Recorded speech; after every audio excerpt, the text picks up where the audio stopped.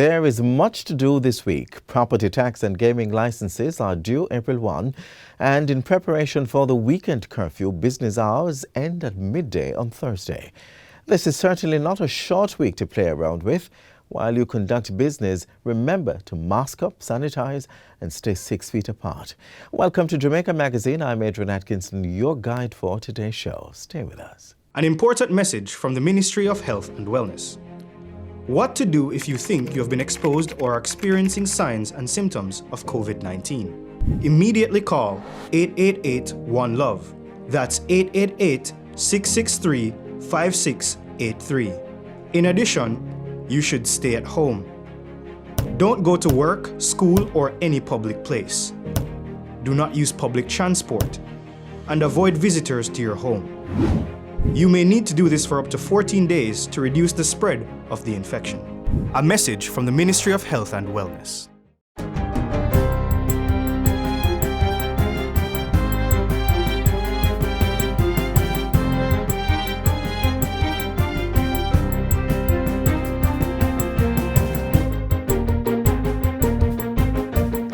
Good day, I'm Lorraine Mendez, and this is your JIS News for Tuesday, March 30. Minister of Health and Wellness Dr. Christopher Tufton has hailed the vaccination blitz at the National Arena on March 27 as successful. Over 600 persons in the over 75-year-old age group turned out to get the first of 2 doses of the AstraZeneca vaccine. This represented 92% of the persons registered to be inoculated at the event. The feedback from persons who have benefited have been very positive, so I'm very pleased with that. And I think the team, the health team leading the charge, supported by the JDF and the JCF, have really demonstrated what partnership is about in this national effort.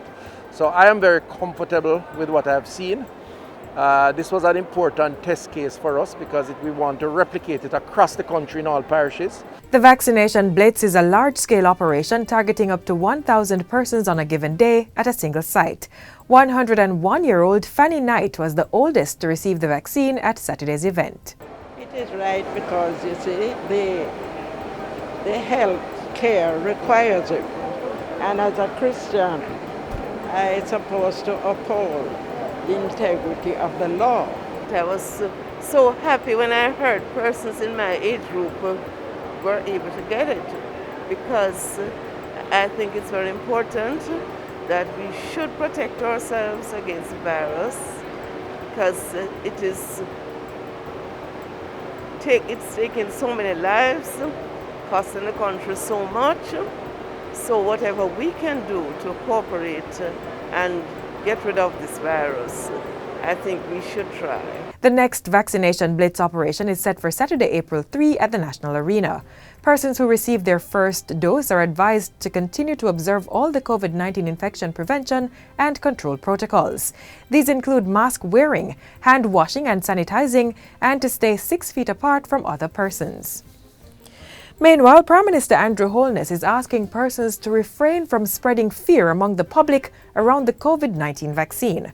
Mr. Holness says this level of outward skepticism may limit take-up of the vaccine. It is the real threat to the health of the nation is for us to have a low take-up in vaccination.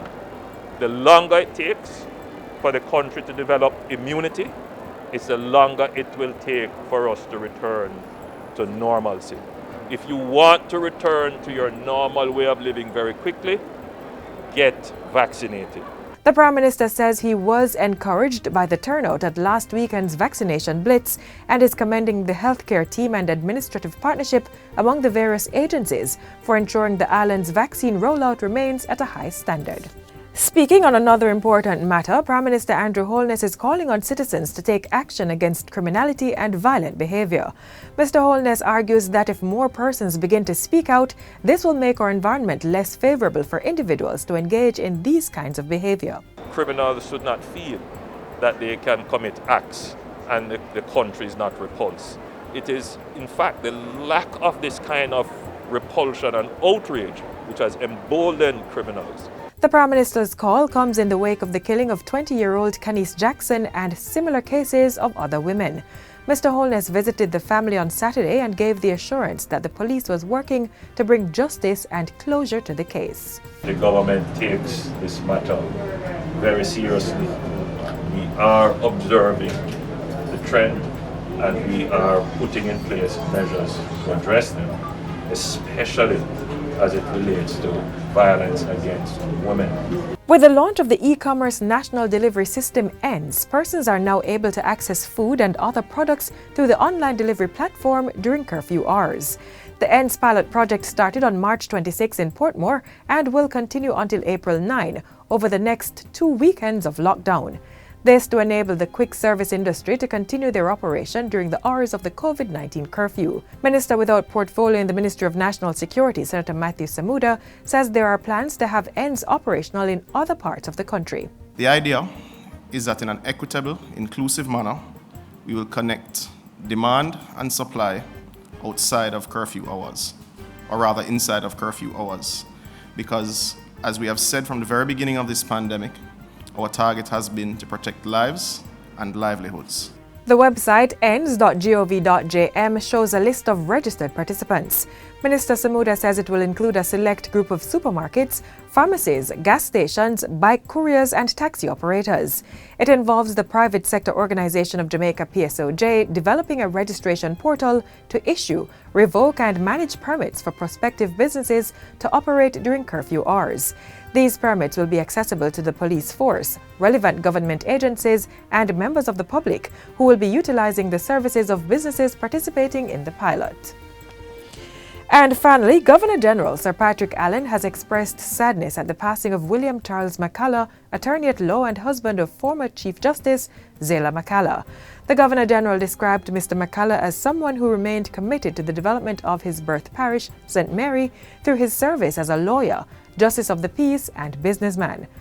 Mr. McCalla was an attorney with the firm Robinson, Phillips and Whitehorn, practicing in both St. Mary and Kingston. He was a Justice of the Peace for St. Mary and Notary Public. William McCalla died on Sunday, leaving his wife of over 4 decades and 3 children. And that's it for JIS News Today. I'm Lorraine Mendez. Thanks for watching.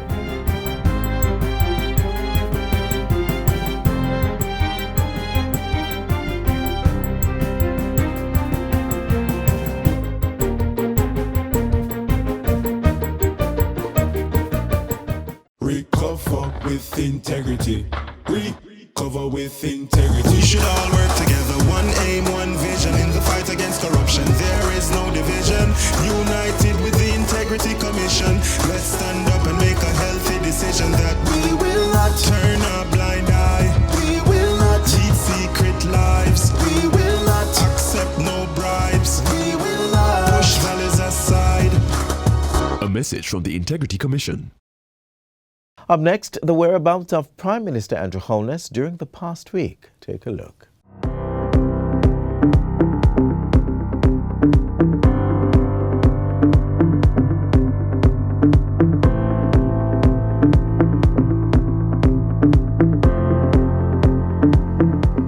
Prime Minister receives the first of 2 COVID-19 vaccine doses.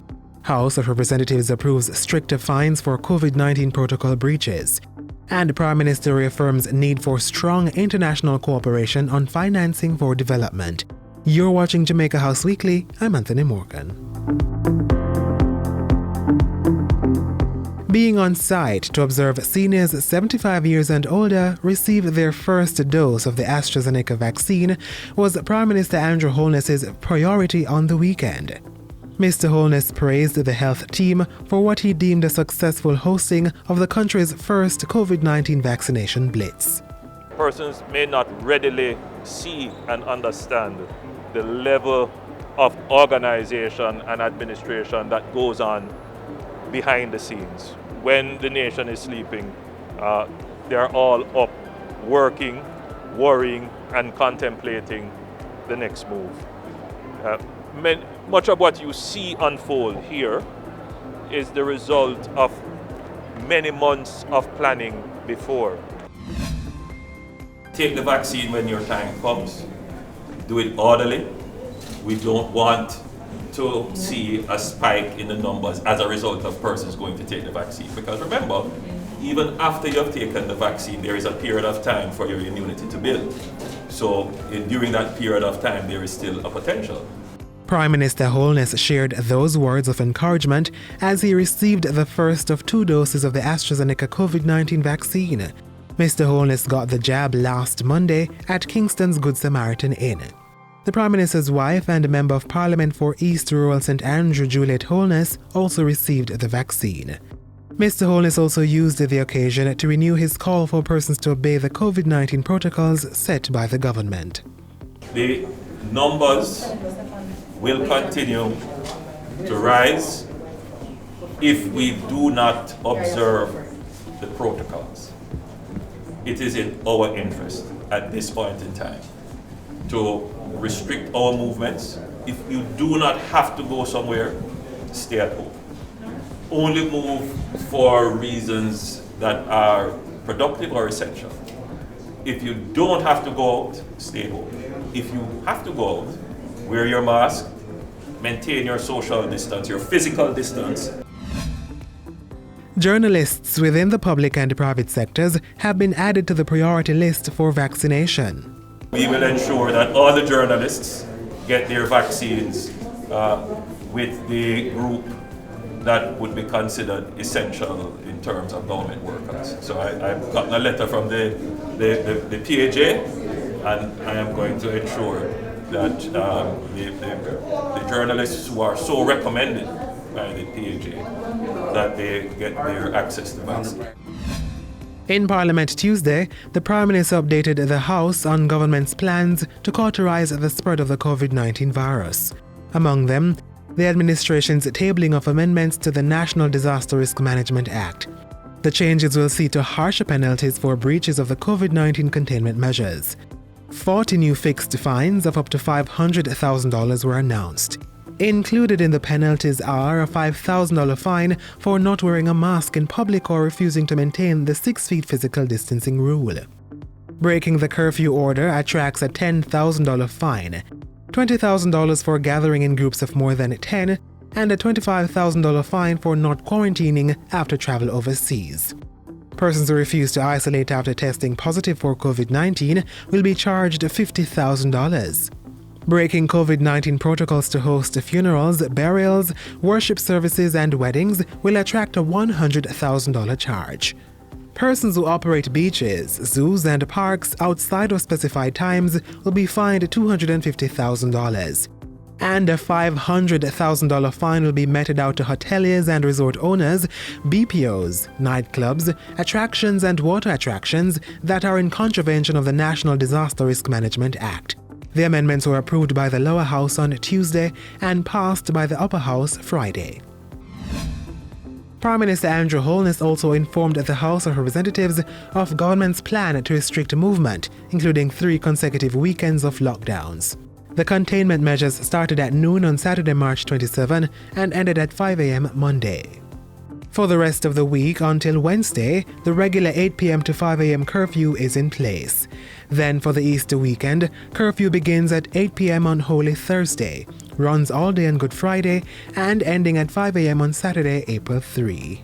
The lockdown resumes at midday Saturday and lasts all day Easter Sunday and Monday, lifting on Tuesday, April 6. On weekend 3, the curfew starts at midday on Saturday, April 10 and eases at 5 a.m. on Monday, April 12. Workplaces are required to close at noon on the days before the start of the weekend lockdown to allow persons the chance to stock up on supplies. It's a difficult balancing act. It is, in fact, a tightrope. And where we are now, Madam Speaker, is that the balance has to be tilted in favor of protecting the healthcare system. So the measures that we have put in place, they will have a lag effect. So the measures that we have already put in, you're not going to see the effect until another 2 or 3 weeks. The measures that we are putting in place to come, that will start on the weekend, those measures will have some more immediate effect because they are stronger, but the real effect will be several weeks in advance. They will get the measures down, the numbers down. I'm confident of that. And to offset the expected challenges related to the measures, government will be allocating $126 million to support vulnerable groups. Each constituency will receive $2 million from the Constituency Development Fund as of April 1. In consideration of the economy and the loss of jobs and the impact on households, we decided that we had to ensure that there is some amount of economic recovery taking place. On Tuesday, Prime Minister Andrew Holness held a virtual meeting with his Canadian counterpart and the United Nations Secretary General. The COVID-19 pandemic's devastating impact on vulnerable economies and developing countries, economic recovery, as well as fast-tracking access to safe and effective vaccines were among the talking points. Discussions also included debt, liquidity issues, climate change, and other challenges unique to small island developing states. The virtual meeting comes ahead of this week's United Nations high-level meeting on international debt architecture and liquidity. Prime Minister Holness welcomed visitors to Jamaica House this past week. On Wednesday, he spoke of strengthening Jamaica-Spain relations with the country's ambassador. Education, trade, commerce, and climate change were the topic of discussions with High Commissioner Designate of Canada to Jamaica. And that's how we close our Jamaica House Weekly. Be sure to join us again next time for more of the news stories coming out of the Office of the Prime Minister.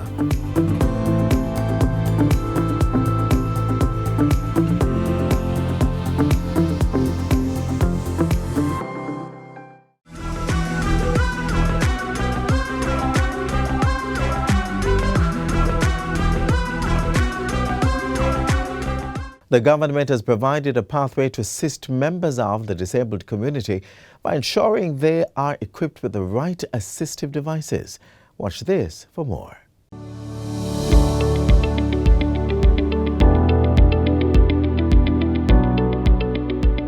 I'm Dion Jennings, Chief Technical Director assigned to the Jamaica Council for Persons with Disabilities.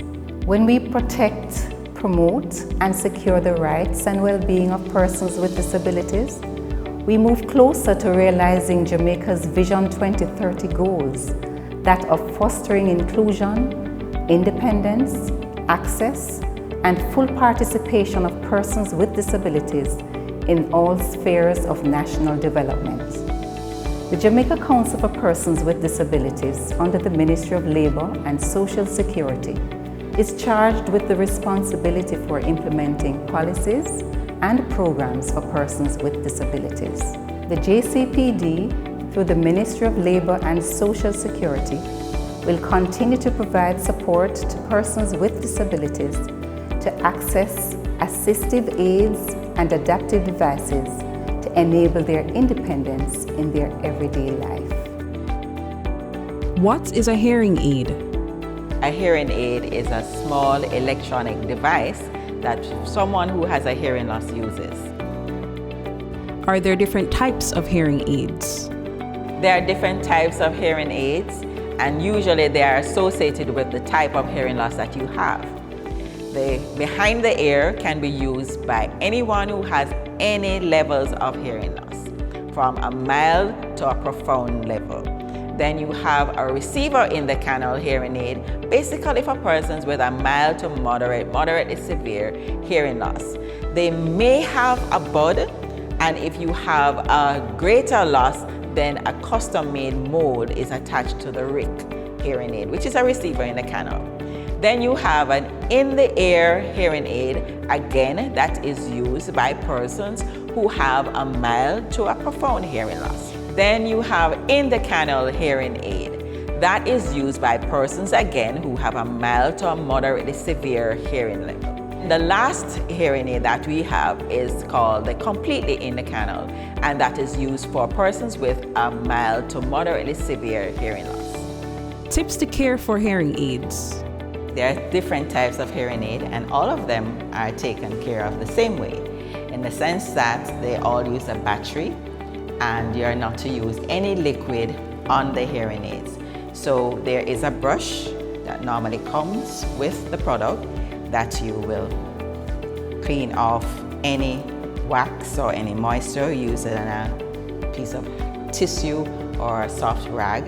and you take out the wax out of the openings of the hearing aid. So this is an in-the-ear hearing aid, and so this is taken care of by putting in the battery here, and then you remove it, leave the battery door open, put down in the case, and then if you have a behind-the-ear hearing aid, it's basically the same way. You have the battery door, and you remove the battery, you have the brush, you clean around the tips of the hearing aid, and you clean by the opening of the hearing aid, and you do not use any cleaning agent on the hearing aids. Also, at the tip of the hearing aid, you may have what is called a hair clear, and that is replaced whenever it is blocked with wax. So you put that on the tip of the hearing aid, and you insert it on the opening of the hearing aid so that it protects the hearing aid from excessive wax getting into the instrument itself. And then you remove this and you discard this as well. And that is basically all you have to do to take care of your hearing aids. Do not swallow the battery for the children. Do not leave it out for the animals to come and play with them. And you open the drawer, put it in its case, leave it open so that if there's any moisture in the hearing aid, it can evaporate.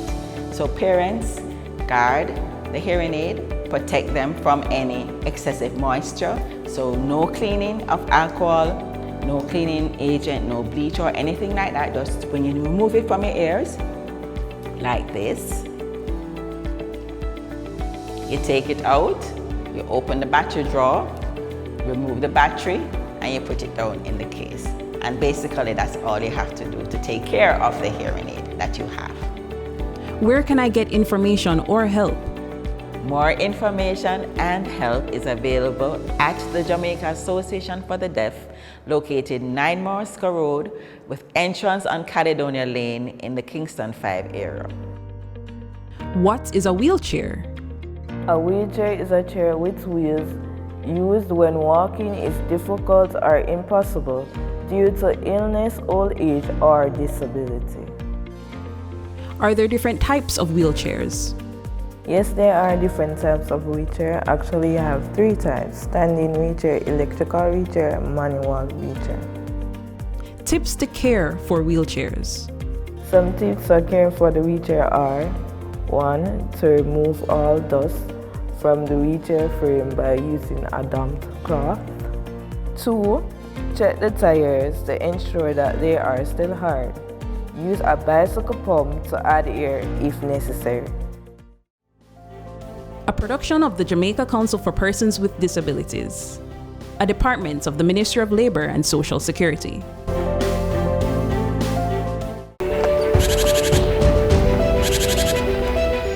The Wildlife Protection Act is a piece of legislation here in Jamaica. It was enacted in 1945 that tries to look at our animals or wildlife on the island of Jamaica and try to ensure that they are conserved to some degree and not overexploited. So they're also, as an island, we have a lot of unique species.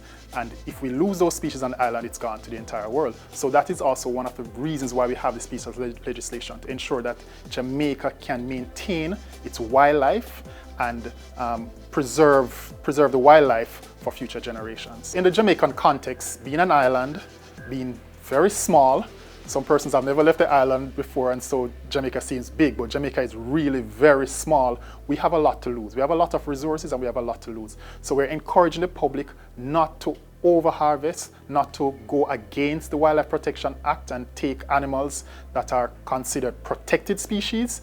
And if animals are in a vulnerable situation where you think they need assistance, we encourage persons to first contact NEPA at 754-7540 and ask for assistance, especially if those animals have the potential of doing harm or being dangerous. Through a private-public partnership, local authority spaces across the country have been outfitted with hand wash stations. Watch this for more on that.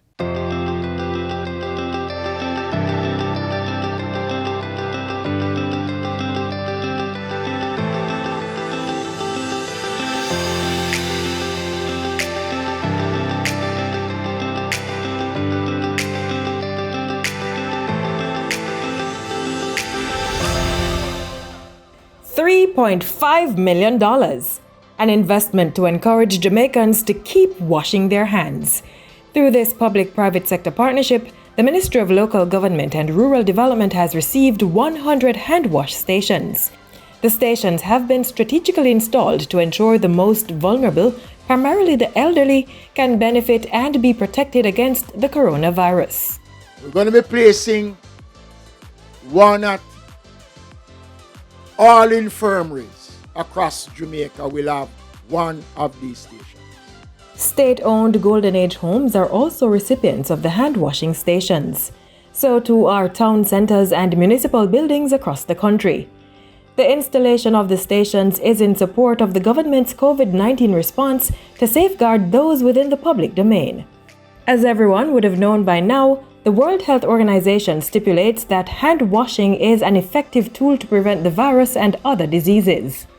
And so, the Ministry of Local Government and Rural Development partnered with telecommunications giant Digicel to outfit these locations with the hand wash stations. Parish municipal corporations will have oversight for these stations within town centers and at the councils, while the Board of Supervision monitors those at the homes and infirmaries. It is important that the public recognize the importance of it. We have a population of over 1,500 residents, and God has been good. Only 3 deaths so far across the country. The donation of these hand washing stations are critical in the fight against the COVID-19 disease because, as you know, hand washing and sanitizing and practicing proper hand hygiene is a key element and key component in preventing and containing the spread of the disease, which is critical for our infirmaries at this time. It's very important that the private sector cooperate and work alongside with the government, both central and local government, to effect change and to effect transformation and to reach out and to show a caring society. This is precisely the kind of public-private partnership that we need, especially during this time as we confront the COVID-19 pandemic together. So when it is the Minister ODPEM reached out to us to say, let's get on board with providing more of these hand washing stations right across the country so that people can have ready access to just doing the basic thing of washing their hands. It has been a collective response as we, as a country, unite to preserve and to maintain those in our country who are in need of state support.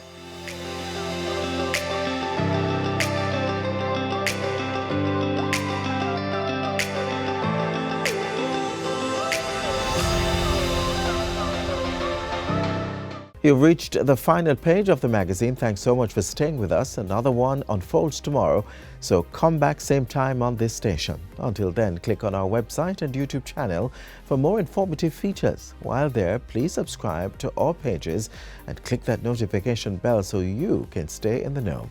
And don't forget to reach out to us on social media. I'm Adrian Atkinson, encouraging you to think positive as you stay safe. This has been a production of the Jamaica Information Service, the voice of Jamaica.